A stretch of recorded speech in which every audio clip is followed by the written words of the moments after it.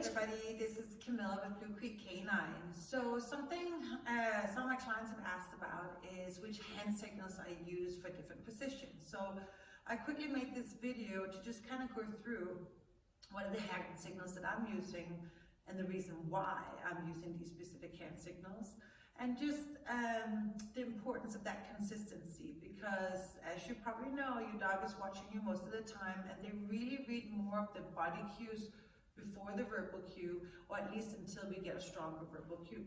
So let's get started. I'm going to start with the first one, which is a sit. So what I really do is I use this hand signal in a way where I want the dog to follow the hand. So when I get my dog to follow the hand, that hand should help support the dog making the right decision. So a sit, for instance, will be kind of get the dog's attention. I always start teaching new behaviors with having a treat in my hand and using it as a lure to get the dog to follow the hand. So really I get their attention, my hand goes up, yes, boom. So when my hand goes up, it makes the dog, first they connect with my hand here, they don't necessarily have to touch it, but they see it, and now they follow the hand, my hand goes up, they look up, helps the butt go down.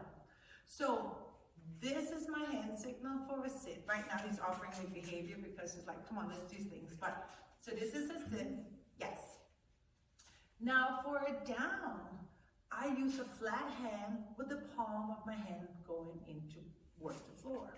The reason for that again is when I start teaching a dog, yes, to go into a down, I have a treat in my hand, like in my thumb, and then I want him to follow, sit, and follow it down, yes, and then every word on the floor, yes, good, and into a sit, yes, oh, we drop the treat, and then so this becomes down, yes.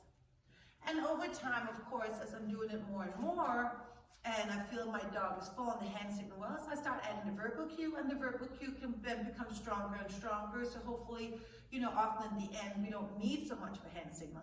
However, I do want to say, I still like to use it, yes, a little bit as more subtle. So I'll still do this or this, but I'm not maybe all the way here or all the way there, yes. So that's kind of exaggerated a little bit, but that's where I start. And then this can be where I kind of end, like with these smaller hand signals. The sit on the side actually looks very much the same. It's again, palm is up, and the down, palm is again facing towards the floor. So that's my sit and that's my down. Now from my stand, let me see if I can show you here. So if I want to sit to a stand, I kind of pull forward, yes, in the beginning, yes, right at nose height. So I'm kind of pulling a little bit until I get again a verbal cue. So that's kind of pull forward. So we have a sit and then pull forward, yes. So that's kind of my stand, and that's the same from the side.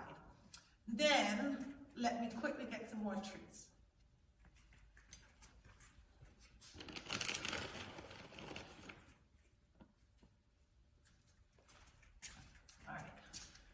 Now, for my stay, I simply use towards the dog's head, like down here, stay, and then I should be able to walk around. Yes. If you haven't taught your dog to stay, I have videos that shows the sit stays and down stays, how I build that up. But for the hand signal, instead including that, this is to stay. So, to just help the dog understand, oh, stay. Oh, stay, and now I can walk. Oh! Try again. Stay. Yes.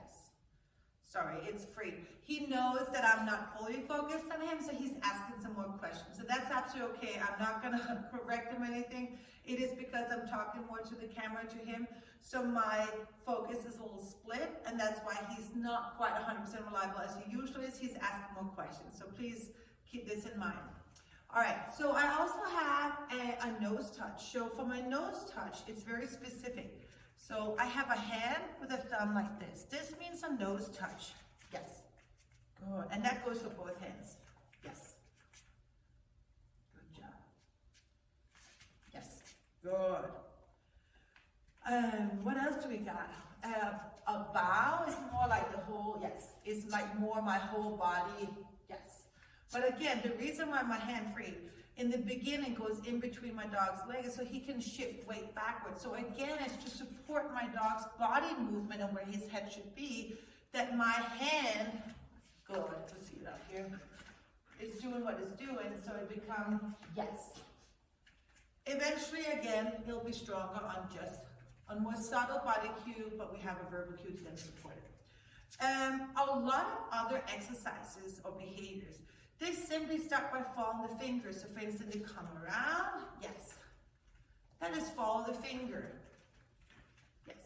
Eventually, that becomes more subtle, like again on a verbal cue. If you come around, yes, good.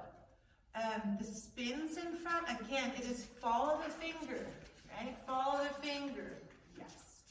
And we have more videos on how to follow the finger in some of my creative movement online classes, or my tricks class online. So a lot of it is get that foundation of follow the finger, yes, because that's how we can start creating new behaviors. And the last thing I want to show is, it's simply a shake. Say hi, that's, again, the palm goes up, but it goes, yes, good job, good boy. And the other hand, yeah, good boy, yes, good job, free, yeah. So I hope that kind of helped you clarify a little bit about what are the hand signals you want to use, and how can the hand signal help support your dog the best. I quickly want to say a few things that I've seen and why that can be a problem. I've seen some people point down for a sit or point down for a down. This can become a problem if you also pointing to get the dog to, hey, go see the treat on the floor there or there.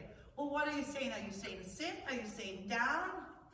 Or are you saying go find the food?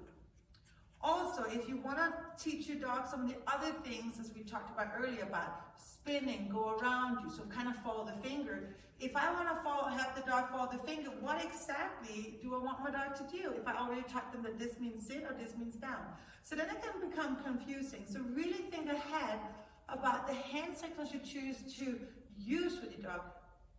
There's got to be a consistency with it, so it's always the same. In order for you to have that consistency, it is important that each behavior have its own specific hand signal that your dog can understand what you want, and you're being consistent with it. So I hope that kind of clarified some of the questions I've had about what hand signals I'm using. And yeah, have fun with it. Maybe even write it down on a piece of paper what exactly it is. It's going to be, what is your sit? What is your down? What is your stand? What is your stay? What is your shake? All of those things. And especially watch that you don't get sloppy with your hand signals, because that can be quite confusing for the dogs. Now, thankfully, they're very good guessers, but it can cause some frustration that we actually don't want in our training. So have fun with it. Thank you.